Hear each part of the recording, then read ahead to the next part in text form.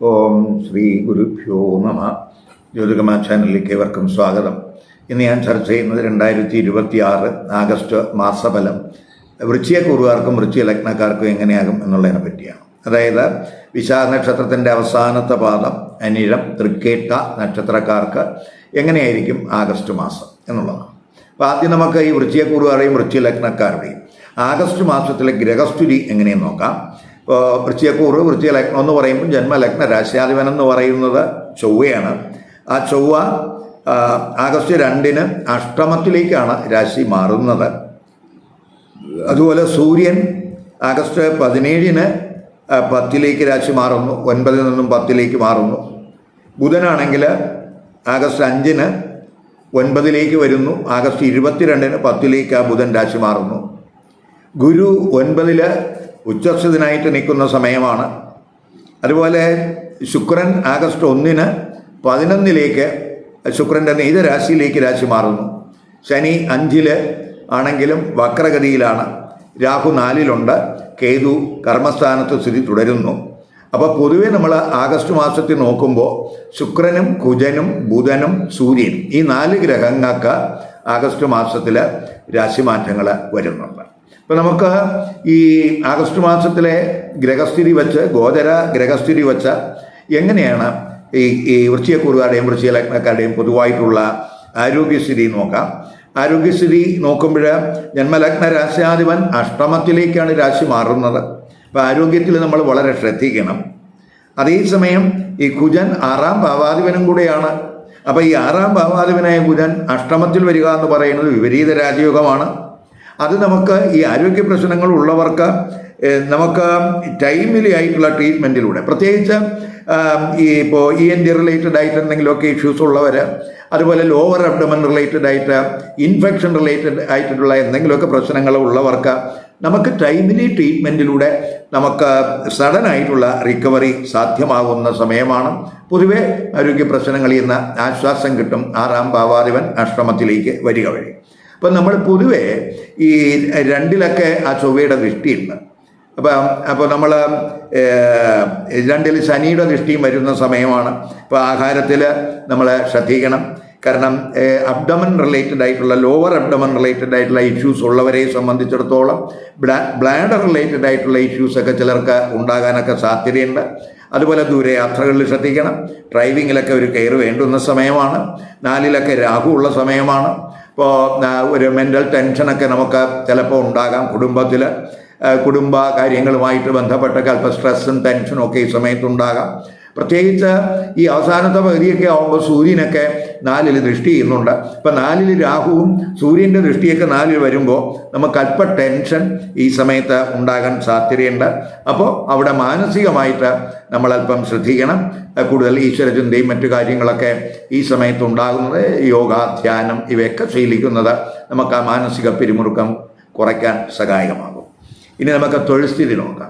തൊഴിൽസ്ഥിതി നോക്കുമ്പോൾ 10-ാം ഭാവാധിപനായിട്ടുള്ള സൂര്യൻ, ആ 10-ാം ഭാവാധിപനായിട്ടുള്ള സൂര്യൻ 9-ൽ ഗുരുവിനോടൊപ്പം നിൽക്കുകയാണ്. ഗുരു 9-ൽ ഉച്ചരാശിയിലാണ്. അപ്പം 17 മുതൽ സൂര്യൻ 10-ലേക്ക് തന്നെ രാശി മാറുന്നുണ്ട്. 10-ൽ കേതുവുണ്ട്. അപ്പം പൊതുവെ നമുക്ക് അപ്രതീക്ഷിതമായിട്ടുള്ള നേട്ടങ്ങൾ കരിയർ തലത്തിൽ ഉണ്ടാകാം. കാരണം സർവീശ്വരകാരകനായിട്ടുള്ള ഗുരു 9-ൽ ഉച്ചസ്ഥിതനാണ്. എങ്കിലും 1, 3, 5 രാശിയിൽ ദൃഷ്ടി ചെയ്യുന്നുണ്ട് എന്നുള്ളത് കൊണ്ട് നമുക്ക് എന്തെങ്കിലുമൊക്കെ ദൗർഭാഗ്യങ്ങൾ വന്നാൽ തന്നെയും അതൊക്കെ മാറി നമുക്ക് സൗഭാഗ്യങ്ങൾക്ക് വഴിതെളിക്കും.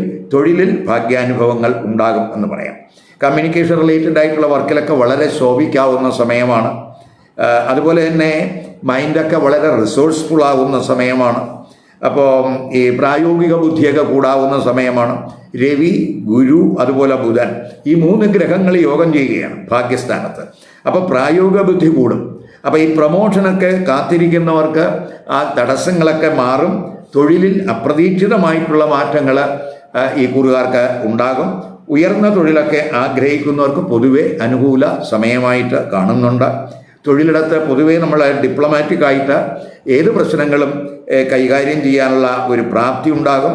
പ്രത്യേകിച്ച് അങ്ങനെ പ്രശ്നങ്ങളൊക്കെ കൈകാര്യം ചെയ്യുക വഴി പ്രത്യേകിച്ച് മേലുദ്യോഗസ്ഥരുടെയൊക്കെ പ്രീതി ഈ കുറുകാർക്ക് കിട്ടാൻ സാധ്യതയുണ്ട്. അതുപോലെ തന്നെ തൊഴിലുമായിട്ട് ബന്ധപ്പെട്ടൊക്കെ ചിലപ്പോൾ ഈ ഉയർന്ന പഠനത്തിനോ അല്ലെങ്കിൽ മറ്റു ട്രെയിനിങ്ങുമായിട്ട് ബന്ധപ്പെട്ടൊക്കെ ചിലപ്പോൾ ദൂരസ്ഥലത്തേക്കൊക്കെ യാത്രകൾ ഈ സമയത്തുണ്ടായെന്ന് വരാം. തൊഴിൽ അന്വേഷകരെ സംബന്ധിച്ചിടത്തോളം പൊതുവെ അനുകൂല സമയമാണ്. തൊഴിൽ ലഭിക്കുന്നതിനൊക്കെ സാധ്യതയുള്ള സമയമാണ്. അവസാനത്തെ പകുതി ഈ 10ാം ഭാവാധിപനായിട്ടുള്ള സൂര്യൻ 10ലേക്ക് തന്നെ വരുന്നു. അത് പൊതുവേ നമുക്ക് ഈ കർമ്മ മേഖലയിൽ അധികാരം, പവർ ഇവയൊക്കെ കൂടുന്നതിന് സാധ്യതയുണ്ട്. വർക്ക് വഴി ഗുണാനുഭവങ്ങൾ പ്രതീക്ഷിക്കാം. അവസാനത്തെ വാരം 8ഉം 11ഉം ഭാവാധിപനായിട്ടുള്ള ബുധൻ 10ൽ വരുന്ന സമയമായതുകൊണ്ട് തൊഴിലിടത്ത് പ്രായോഗിക ബുദ്ധി കൂടുന്നതിന് ഇടയാക്കും. ചിലപ്പോൾ സുഹൃത്തുക്കളിൽ ആർക്കെങ്കിലും സുഹൃത്തുക്കൾ ആരെങ്കിലുമൊക്കെ ചിലപ്പോൾ അതായത് സുഹൃത്തുക്കളായി ഇരുന്നവർ ചിലപ്പോൾ ഈ അവിഷതലത്തിൽ മേലധികാരിയായിട്ട് വരാനൊക്കെ സാധ്യതയുണ്ട് എന്നും കൂടെ മനസ്സിലാക്കുക. ഇനി ബിസിനസ്സുകാരെ സംബന്ധിച്ചിടത്തോളം, ഇപ്പോൾ ബിസിനസ്സുകാരെ സംബന്ധിച്ചിടത്തോളം 7ാം ഭാവാധിപൻ ശുക്രൻ 11ലാണ്, നേട്ടത്തിൻ്റെ സ്ഥാനത്താണ്, എങ്കിലും നീചസ്ഥിതനാണ്. അതുപോലെ 11 ആ ഗുരു ശുക്രനൊക്കെ വരുന്നത് ഗുണപരമാണ് നീചരാശിയിലാണെങ്കിലും. അതേസമയം ബിസിനസ്സുകാരകനായിട്ടുള്ള ബുധൻ 9ഉം 10ഉം രാശികളിൽ സഞ്ചരിക്കുന്നു. അതൊക്കെ നമുക്ക് ബിസിനസ് എക്സ്പാൻഷനും ബിസിനസ് നമുക്ക് നേട്ടങ്ങൾക്കൊക്കെ സാധ്യത കാണിക്കുന്നുണ്ട്. ബിസിനസ് വഴിയൊക്കെ ധനവരവ് കൂടും. 5ാം ഭാവാധിപനായിട്ടുള്ള ഗുരു 9ൽ ഉച്ചസ്ഥിതനായിട്ട് നിൽക്കുന്നത് പ്രത്യേകിച്ച് സ്പെക്കുലേറ്റീവ് ബിസിനസ്സിലൊക്കെ വലിയ നേട്ടങ്ങൾ പ്രതീക്ഷിക്കാം. 12ാം ഭാവാധിപനെ ശുക്രൻ നീചസ്ഥിതനാകുന്നു എന്നുള്ളതുകൊണ്ട് അത് 12ന്റെ 12ലാണ് വരുന്നു എന്നുള്ളതുകൊണ്ട് വിദേശ വിപണനവുമായി ബന്ധപ്പെട്ട് നമുക്ക് എന്തെങ്കിലുമൊക്കെ ഇഷ്യൂസ് ഉണ്ടെങ്കിൽ അവയൊക്കെ പരിഹരിക്കാൻ കഴിയും. അതുപോലെ നമുക്ക് അതുമായിട്ട് വിദേശ വിപണനവുമായി ബന്ധപ്പെട്ട് തീരുമാനമെടുക്കുന്നതിലുള്ള കാലതാമസമൊക്കെ നമുക്ക് ഒഴിവാക്കാനൊക്കെ കഴിയുന്ന സമയമായിട്ട് കാണുന്നുണ്ട്. ഇനി നമുക്ക് ഈ വിദ്യാർത്ഥികളുടെ സ്ഥിതി ഇങ്ങനെ നോക്കാം. അപ്പോൾ വിദ്യാർത്ഥികളെ സംബന്ധിച്ചിടത്തോളം 5ാം ഭാവാധിപനായിട്ടുള്ള ഗുരു ഭാഗ്യസ്ഥാനത്ത് ഉച്ചസ്ഥിതനായി നിൽക്കുന്ന സമയം. ഭാഗ്യസ്ഥാനത്ത് ബുധൻ വരുന്നുണ്ട്, സൂര്യനുണ്ട്, ഗുരുവുണ്ട്. അപ്പം അതുപോലെ തന്നെ ഈ 5ാം ഭാവരാശിയിലേക്ക് ഗുരുവിൻ്റെ ദൃഷ്ടിയുണ്ട്, 5ലേക്ക് ശുക്രൻ്റെ ഉച്ചദൃഷ്ടിയുണ്ട്, 5ലെ ശനി വക്രത്തിലാകുന്നു. അപ്പോൾ പൊതുവെ പഠിതാക്കളെ സംബന്ധിച്ചിടത്തോളം പഠനത്തിൽ ഫോക്കസ് കൂടാവുന്ന സമയമാണ്. പരീക്ഷകളിൽ നല്ല പെർഫോമൻസിന് കഴിയും. ഹയർ എഡ്യൂക്കേഷനിലൊക്കെ ശോഭിക്കുന്ന സമയമാണ്. വിദേശത്ത് ഉന്നത പഠനം ഗവേഷണമൊക്കെ ആഗ്രഹിക്കുന്നവർക്കും അനുകൂല ഗ്രഹസ്ഥിതി എന്ന് പറയാം. ഇപ്പം സീനിയർ അധ്യാപകർ, ഗുരുക്കന്മാർ, പിതാവ് ഇവരുടെയൊക്കെ ഉപദേശം പ്രത്യേകിച്ച് പഠന നേട്ടങ്ങൾക്ക് സഹായകമാകും എന്നും കൂടെ മനസ്സിലാക്കുക. ഇഷ്ടവിഷയത്തിലൊക്കെ അഡ്മിഷനൊക്കെ സാധ്യമാകുന്ന ഗ്രഹസ്ഥിതി എന്ന് തന്നെ പറയാം. ഇനി ധനസ്ഥിതി ചിന്തിക്കുമ്പോൾ 2ാം ഭാവാധിപനായിട്ടുള്ള ഗുരു 9ൽ ഉച്ചസ്ഥിതനാണ്. അതുപോലെ 11ാം ഭാവാധിപനായിട്ടുള്ള ബുധൻ 9ലും 10ലും ഒക്കെ സഞ്ചരിക്കുന്ന സമയമാണ്. അതൊക്കെ ധനപരമായിട്ട് നേട്ടങ്ങൾക്ക് വഴിതെളിക്കും, ധനവരവ് കൂടുന്നതിനിടയാക്കും. ചിലർക്ക് ജീവിത പങ്കാളി വഴിയോ ബിസിനസ് വഴിയോ സ്പെക്കുലേഷൻ വഴിയോ ഒക്കെ സാമ്പത്തിക നേട്ടങ്ങൾ പ്രതീക്ഷിക്കാവുന്ന സമയമാണ്. കടബാധ്യത കുറയ്ക്കാനുള്ള ശ്രമമൊക്കെ ഈ സമയത്തുണ്ടാകും. വ്യവഹാരങ്ങളിലേക്ക് വിജയം പ്രതീക്ഷിക്കാവുന്ന സമയമാണ്. കുജൻ 11ലൊക്കെ ദൃഷ്ടി ചെയ്യുന്നുണ്ട്. അപ്പം നമുക്ക് ചില അവിചാരിത സോഴ്സുകളിൽ നിന്നൊക്കെ ചിലപ്പോൾ നമുക്ക് ധനവരവുണ്ടാകും. ഇൻഹെറിറ്റൻസ് വഴിയൊക്കെ നേട്ടങ്ങൾ പ്രതീക്ഷിക്കാം. 12ാം ഭാവാധിപനെ ശുക്രൻ 11ലായതുകൊണ്ട് ചിലർക്ക് വിദേശ ബന്ധം വഴിയൊക്കെ ധനനേട്ടത്തിന് സാധ്യതയുണ്ട്. ചാരിറ്റബിൾ പ്രവർത്തനങ്ങളിലും മറ്റു സേവനങ്ങളിലുമൊക്കെ ആകൃഷ്ടനാകുന്ന സമയവും കൂടിയാണ്. അതേസമയം സുഖ താല്പര്യങ്ങൾ, സുഖച്ചെലവ് ഒക്കെ കൂടാൻ സാധ്യതയുള്ള സമയമാണ് എന്നും കൂടെ മനസ്സിലാക്കുക. ഇനി വിവാഹം, ദാമ്പത്യബന്ധം, കുടുംബജീവിതം എങ്ങനെയെന്ന് നോക്കാം. 7ാം ഭാവാധിപനായിട്ടുള്ള ശുക്രൻ, ആ ശുക്രൻ ഇപ്പോൾ നേട്ടത്തിൻ്റെ സ്ഥാനത്ത് 11ലാണ്, നീചസ്ഥിതനാണ്. വിവാഹ ആലോചനകൾ ഉണ്ടാകും. എങ്കിലും ശുക്രനൊക്കെ നീചസ്ഥിതനായതുകൊണ്ട് നമ്മൾ ഒരു പങ്കാളിയെ സെലക്ട് ചെയ്യുന്നതിലൊക്കെ ഒരു കെയർ വേണം. ചിലപ്പോൾ ഈ സ്ത്രീ സൗഹൃദം വഴിയൊക്കെ ചിലപ്പോൾ ഈ സമയത്ത് ആലോചനകൾ വരാൻ സാധ്യതയുണ്ട്. അതേസമയം ശുക്രൻ 11ൽ നീചസ്ഥിതനായതുകൊണ്ട് അത്തരം ആലോചനകളിലൊക്കെ നമ്മളൊരു ശ്രദ്ധ വേണം. അതുപോലെ തന്നെ പ്രണയബന്ധം, ആ പ്രണയബന്ധം പൊതുവെ സന്തോഷകരമാകും. കാരണം 5ാം ഭാവാധിപനായിട്ടുള്ള ഗുരു 5ന്റെ 5ലാണ്, ഭാഗ്യസ്ഥാനത്താണ്, ഉച്ചസ്ഥിതനാണ്. അത് വളരെ ഗുണം ചെയ്യും. അതുപോലെ പ്രണയകാരകനായിട്ടുള്ള ശുക്രനും 5-ൽ ഉച്ചദൃഷ്ടി ചെയ്യുന്ന സമയമാണ്. 5-ൽ ശനി ഉണ്ടെങ്കിലും ആ ശനി വക്രത്തിലാണ് സഞ്ചരിക്കുന്നത്. അപ്പോൾ അത് പ്രണയബന്ധം ശക്തമാണ്. അതുപോലെ ഈ പ്രണയ വിവാഹത്തിനും സാധ്യത കാണിക്കുന്നുണ്ട്. പ്രണയ പങ്കാളി വഴിയൊക്കെ ചില ഭാഗ്യാനുഭവങ്ങൾ ഈ കൂറുകാർക്ക് ഉണ്ടാകാൻ സാധ്യത ഉണ്ട്. അതുപോലെ ദാമ്പത്യബന്ധം ചിന്തിക്കുമ്പോൾ ജീവിത പങ്കാളി വഴി പൊതുവെ സാമ്പത്തിക നേട്ടം ഉണ്ടാകുന്ന സമയമാണ്. ശുക്രനെ കുജൻ ദൃഷ്ടി ചെയ്യുന്നു. 7-ാം ഭാവാധിപനായ ശുക്രനെ കുജൻ ദൃഷ്ടി ചെയ്യുന്നു. അതുപോലെ വക്ര ശനിയൊക്കെ ദൃഷ്ടി ചെയ്യുന്നുണ്ട്. ശുക്രൻ 11-ലാണ് എന്നുള്ളത് കൊണ്ട് കഴിവത് നമ്മൾ എതിർ ലിംഗക്കാരുമായിട്ടുള്ള സൗഹൃദങ്ങളിൽ വളരെ ശ്രദ്ധിക്കണം. അത് ചിലപ്പോൾ അങ്ങനെയുള്ള സൗഹൃദം ചിലപ്പോൾ മാരിറ്റൽ റിലേഷൻഷിപ്പിനെയൊക്കെ അഫക്റ്റ് ചെയ്യാൻ സാധ്യതയുണ്ട്. അവയിൽ ഒരു ജാഗ്രത വേണം.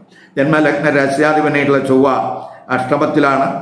അതുപോലെ 2-ലും 3-ലും ഒക്കെ ചൊവ്വയുടെ ദൃഷ്ടി വരുന്നുണ്ട്. അപ്പോൾ നമ്മൾ കഴിവതും സംസാരത്തിൽ ശ്രദ്ധിക്കണം. ജീവിത പങ്കാളിയുടെ പാരൻസുമായിട്ടൊക്കെ ചിലപ്പോൾ അഭിപ്രായ വ്യത്യാസമൊക്കെ ഉണ്ടാകാൻ സാധ്യതയുണ്ട്. അവിടെ ഒന്ന് ശ്രദ്ധിക്കുക. കുടുംബജീവിതത്തിലോട്ട് വരുമ്പോൾ 2-ാം ഭാവാധിപനായിട്ടുള്ള ഗുരുഭാഗ്യസ്ഥാനത്തുണ്ട്. അതുപോലെ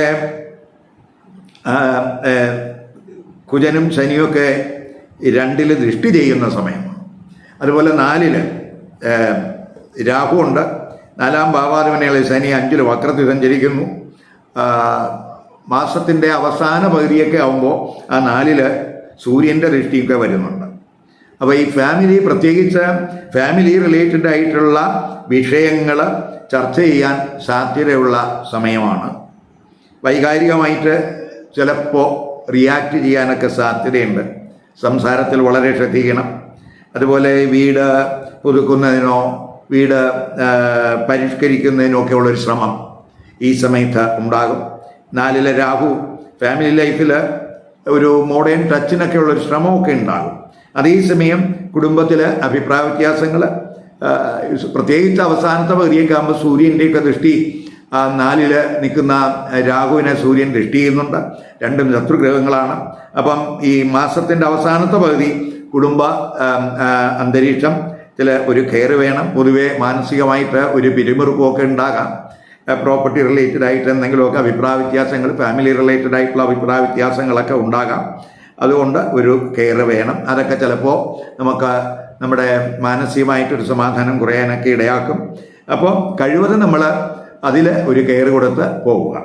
ആഗസ്റ്റ് 5, 6, 9, 10, 18, 19 തീയതികൾ ഈ കുറുകാർക്ക് അത്രത്തോളം അനുകൂല ദിവസങ്ങളായിട്ട് കാണുന്നില്ല.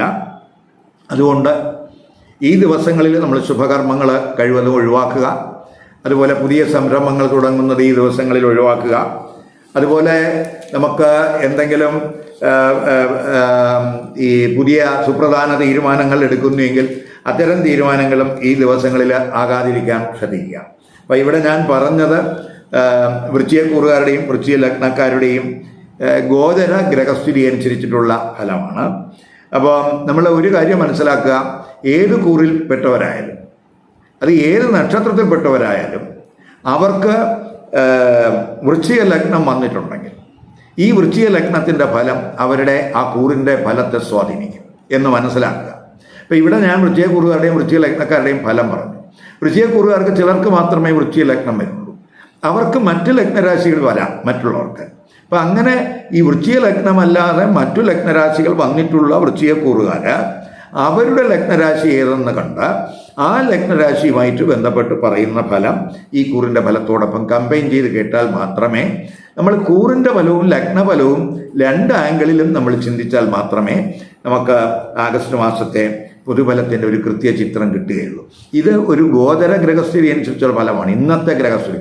അതേസമയം വൃശ്ചികക്കൂറുകാർക്കും വൃശ്ചിക ലഗ്നക്കാർക്കും ജാതകത്തിൽ ഇപ്പോൾ ഏത് ദശ നടക്കുന്നു, ഏത് അപകാരം നടക്കുന്നു, ഏത് ഛിദ്രം നടക്കുന്നു, അതെല്ലാം ജാതകത്തിൽ ഇഷ്ടസ്ഥാനത്ത് നിൽക്കുന്ന ഗ്രഹങ്ങളുടേതാണോ അനിഷ്ടസ്ഥാനത്ത് നിൽക്കുന്ന ഗ്രഹങ്ങളുടേതാണോ, ഇതിനനുസരിച്ച് ഈ പൊതുഫലത്തിലെ ഏറ്റക്കുറച്ചിലുകൾ വരും. അപ്പോൾ ഏറ്റവും പ്രധാനമായിട്ട് ശ്രദ്ധിക്കേണ്ടത് ഇപ്പം നടക്കുന്ന ദേശ അപകാരം ഛിദ്രമൊക്കെ, ഇതൊക്കെ നമുക്ക് ജാതക നിരീക്ഷണത്തിലൂടെ മാത്രമേ പറയാൻ കഴിയുള്ളൂ. മാത്രമല്ല നമ്മൾ മനസ്സിലാക്കേണ്ടത് ലഗ്നത്തിന് വളരെ സൂക്ഷ്മത കൂടുതലാണ്. അതുകൊണ്ട് കൂറിൻ്റെ ആംഗിളിൽ നിന്ന് ചിന്തിക്കുന്നതോടൊപ്പം തന്നെ ലഗ്നത്തിൻ്റെ ആംഗിളിലും നമ്മൾ ചിന്തിക്കണം. അതുകൊണ്ടാണ് കൂറിൻ്റെ ഫലവും ലഗ്നഫലവും കമ്പൈൻ ചെയ്ത് കേൾക്കണം എന്ന് പറയുന്നത്. ഈ വീഡിയോ ഇഷ്ടപ്പെട്ടുവെങ്കിൽ ലൈക്ക് ചെയ്യുക, ഷെയർ ചെയ്യുക. അതുപോലെ സബ്സ്ക്രൈബ് ചെയ്യാത്തവർ സബ്സ്ക്രൈബ് ചെയ്ത് കാണുക. മറ്റൊരു പുതിയ വിഷയമായി അടുത്ത വീഡിയോ കാണാം. നമസ്കാരം.